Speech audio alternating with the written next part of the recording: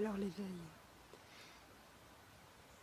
c'est un sujet important, c'est le sujet le plus important. En vérité, c'est le sens de toutes les vies humaines. L'éveil est très recherché en Inde et si peu connu en Occident. Il est beaucoup confondu avec d'autres expériences spirituelles, alors que l'éveil n'est pas une expérience spirituelle. Il est l'éclosion irréversible de l'être. Les expériences spirituelles, elles peuvent durer 3 heures, 3 jours, 3 mois. L'éveil, c'est ce moment suprême, cet instant suprême où la conscience, celle qui voit tout, celle qui perçoit tout et qui ne peut se voir, à cet instant, se retourne sur elle-même et se perçoit et se reconnaît. C'est une révélation. À cet instant, la conscience qui avait joué à oublier qui elle était se reconnaît, c'est une évidence. Elle se rappelle qu'il n'y a qu'elle et qu'il n'y a toujours eu qu'elle, dans cette forme et dans toutes les formes.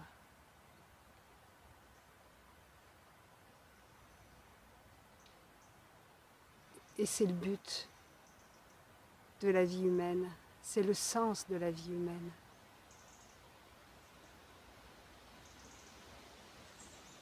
Alors, à quoi ça sert, me direz-vous? À partir de cet instant-là, nous ne sommes plus les acteurs de nos actes, les acteurs de notre vie.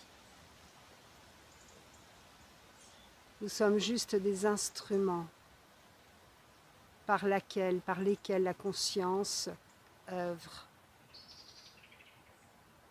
Et c'est ainsi que ce qu'on appelle la destinée divine se déploie. Parce que la conscience, par nature, est beauté, et abondance, et amour, paix, joie. Et lorsqu'elle œuvre, elle œuvre selon sa propre nature. Et ce qu'elle aime, c'est se goûter à travers toutes ces formes. Et que chacune de ces créations soit totalement épanouie. C'est son propre épanouissement. Et c'est pourquoi c'est la bonne nouvelle.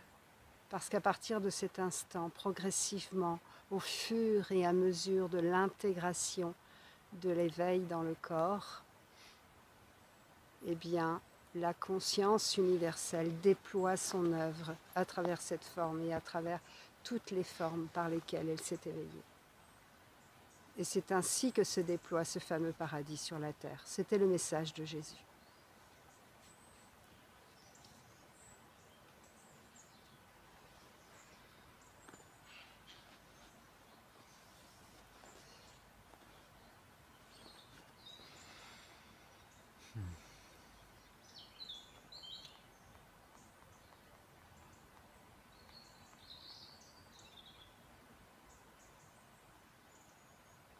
C'est effectivement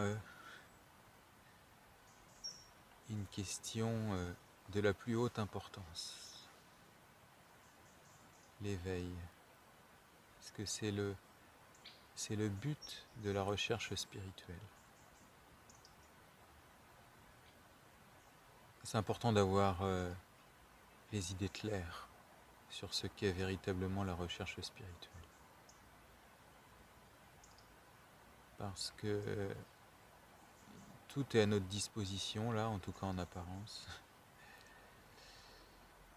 Et qu'il y a beaucoup de voies sans issue. Donc le but de la recherche spirituelle, c'est de réaliser qui nous sommes véritablement. La recherche spirituelle est une quête identitaire. Ce n'est pas acquérir des pouvoirs ou développer la télépathie ou je ne sais quoi. Non, la recherche spirituelle, c'est une quête identitaire et l'éveil est la réponse à cette quête. La réponse à la question « Qui suis-je » ?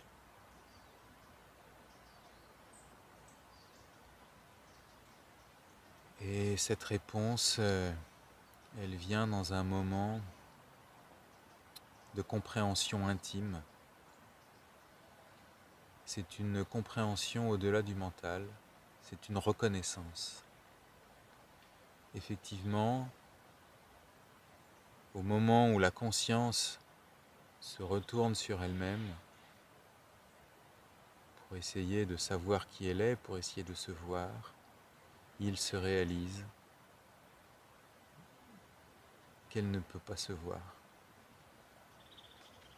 qu'elle est ce qui voit mais ne peut être vu. Quel est le phénomène de la vision lui-même ?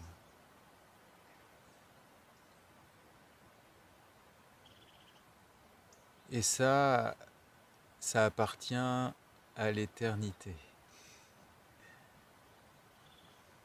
C'est irréversible, effectivement. Tout comme l'est d'ailleurs l'entrée dans la vie spirituelle. Notamment quand ça passe par une initiation. Une initiation, ça marque l'entrée sur la voie spirituelle.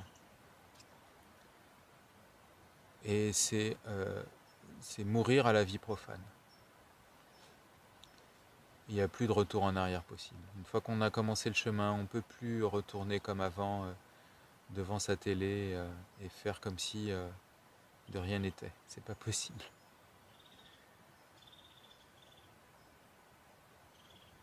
Mais voilà, ce sur quoi il faut être très clair, c'est le but de cette recherche, le but de ce chemin.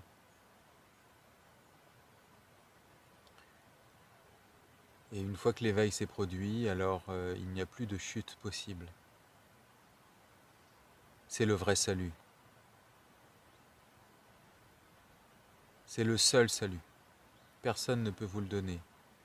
Aucun sauveur. Cette reconnaissance, elle vous appartient. Personne ne peut vous la donner, personne ne peut vous la reprendre. J'ai entendu des maîtres qui donnent l'illumination et puis qui pourraient la reprendre comme ça. Ça ne vaut rien. Ce qu'on peut vous donner et ce qu'on peut vous reprendre, ça ne vaut rien. Ce que vous êtes, personne ne peut vous le donner, personne ne peut vous le reprendre. Ça vous appartient. Ça nous appartient à tous. Et c'est dans cette reconnaissance, par cette reconnaissance de notre véritable identité, de notre véritable nature, c'est la compréhension suprême, c'est la compréhension ultime. Le reste, ce sont des illuminations à l'infini, mais tant que l'éveil ne s'est pas produit, on reste condamné à tourner en rond dans le cercle des incarnations et des réincarnations, dans le bocal de l'ego humain.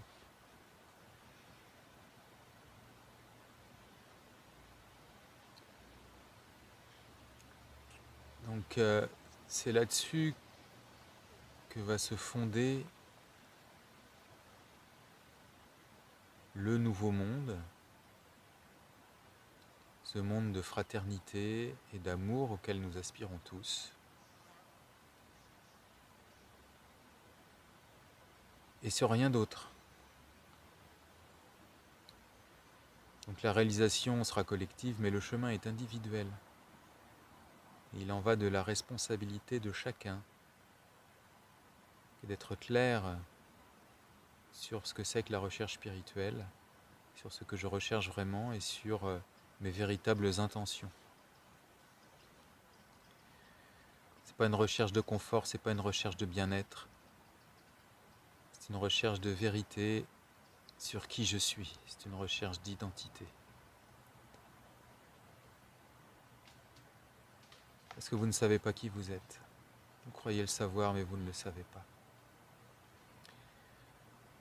Et vous en êtes tellement convaincu, parce que c'est un phénomène collectif,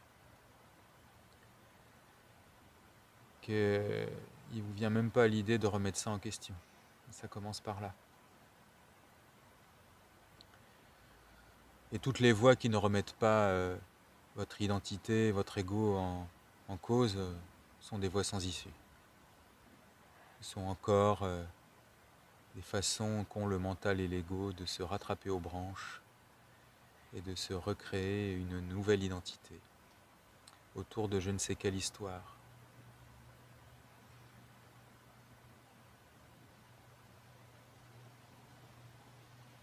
Voilà. Je reprends l'idée de la coquille dont tu me parlais hier. J'ai beaucoup aimé. C'est cette coquille dans laquelle en fait chacun est enfermé. Ce qu'on peut aussi appeler la matrice, et la coque du mental, la chape de plomb du mental, à laquelle donc chacun enfermé dedans s'identifie. Et c'est pour ça qu'il est enfermé dedans. C'est parce qu'il s'identifie à cette identité. Donc bien souvent l'identité à l'ego, c'est-à-dire mental, émotion, corps. Et donc ça enferme dans cette chape. Et l'éveil, c'est le moment où le poussin casse la coquille et voit au-delà de la coquille. Ou alors voit au-delà du voile. Et alors ça dépend des formes. Parfois la coquille se brise totalement et tout tombe. Il n'y a plus d'identification possible à la coquille, c'est-à-dire à l'ego.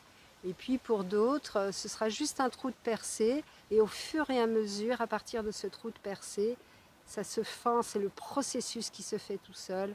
Et la coquille se démantèle petit à petit. Ce qu'on appelle l'intégration de l'éveil jusqu'à la libération. Et la libération, c'est ce moment où il n'y a plus d'identification, donc à l'ego, où l'instrument devient parfait. C'est l'instrument de la conscience. C'est le moment où toutes les vasanas, qui veut dire les tendances latentes, issues de toutes nos vies passées, voilà, toutes ces tendances latentes à s'identifier au mental et à l'ego, voilà, qui font que nous avons tendance encore à vivre dans l'identification à la forme. La libération, c'est ce moment où voilà, toutes les vasanas sont transmutées jusqu'à la racine. Et que ce qui faisait l'ego humain, c'est la véritable mort à soi-même. Et voilà, pour certains êtres, ça se passe en même temps que l'éveil, et pour d'autres, ça prend un certain temps. Il y a un processus d'intégration, un processus de réalignement de tous les corps sur cette vérité.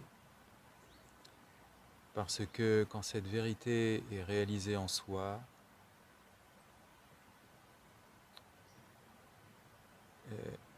il n'y a plus de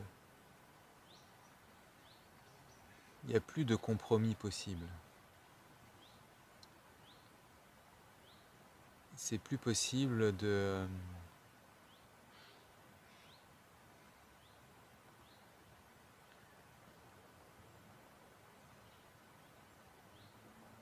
renier cette vérité pour, Satisfaire l'ego. oui, pour satisfaire l'ego ou pour sauver sa peau. Non, il y a avec cette reconnaissance quelque chose qui est proprement christique, puisque Jésus nous en a montré l'exemple. C'est-à-dire qu'on peut mourir hué et conspué par tout le monde, crucifié comme l'a été Jésus, mais à aucun moment on ne pourra renier cette vérité. Ce n'est pas possible. C'est pour ça que c'est le trésor des trésors.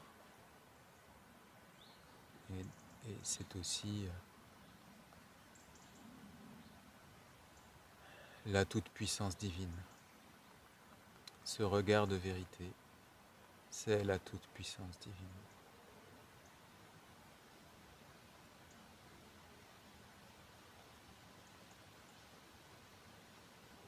Donc,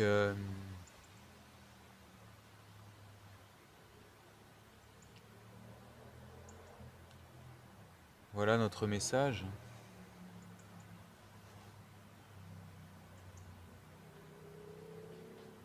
Il est très important à l'heure actuelle d'avoir les idées claires sur ce qu'est véritablement la recherche spirituelle et le but de tout ça.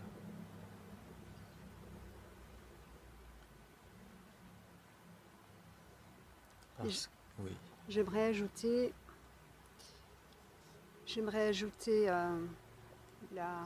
durant ce moment, lorsque c'est arrivé dans cette forme, il y a eu l'évidence que le personnage est une illusion, que le personnage est un concept mental. Et ça fait comme, en tout cas ce qui s'est passé ici durant l'éveil, c'est ce concept qui est représenté par plein de petits points et qui s'envolent. Et tous ces petits points se dissipent partout et il n'y a plus rien.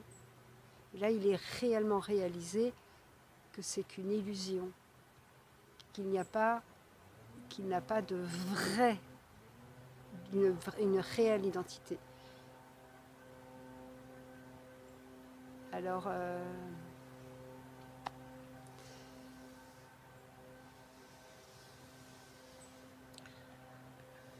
tant que l'éveil ne s'est pas produit, l'ego n'est pas transcendé et on ne connaît pas quel est son parfum intérieurement.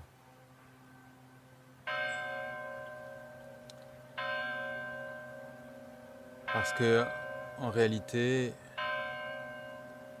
l'identité personnelle, c'est une couleur énergétique, c'est un parfum.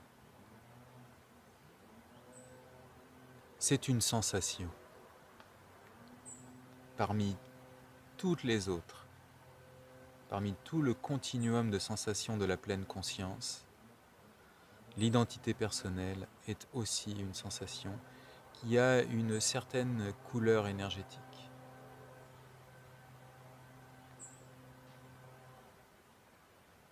Et quand l'éveil s'est produit, alors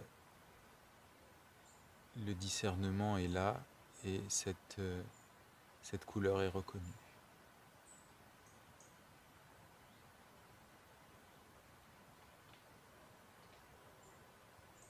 Jusqu'au moment où ça disparaît du champ de conscience, tout simplement. Parce que à force d'être vu sans s'identifier, ça s'épuise, ça s'épuise, ça s'épuise, et puis ça finit par disparaître complètement un beau jour.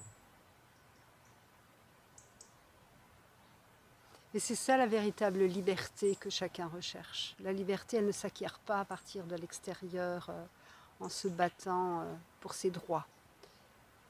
La liberté, c'est ce que nous sommes. Et c'est ça aussi la véritable souveraineté. Oui. La souveraineté, C'est pas un ego qui reprend sa liberté. La souveraineté, c'est la liberté qui se débarrasse de l'ego.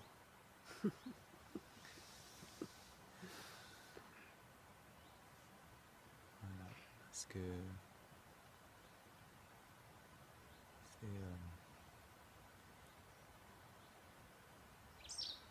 chercher la souveraineté dans l'ego, c'est encore rechercher des autorités extérieures.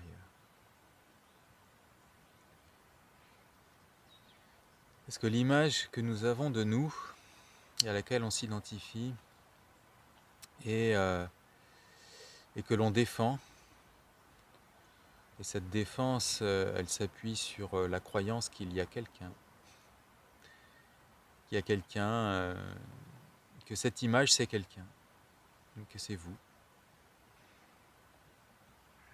Et que si cette image s'effondre, si ça meurt, alors vous mourrez. Eh bien, au contraire, vous vivez pour la première fois. Vous vivez de la vie éternelle, qui est ce que vous êtes, au-delà de tout, au-delà de tous les concepts, au-delà de toutes les explications. Et en même temps, dans cette compréhension ultime, le mystère demeure entier. Il n'y a aucune explication au mystère. Aucune explication à la beauté, à la joie, à la paix. D'ailleurs, vous pouvez rechercher dans le dictionnaire, vous ne trouverez aucune définition satisfaisante. Ce sont les attributs de l'être et ils sont à vivre.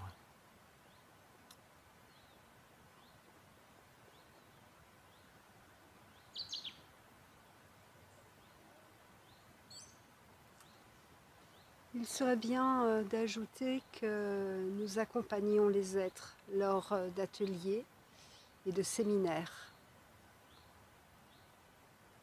sur la voie de l'éveil.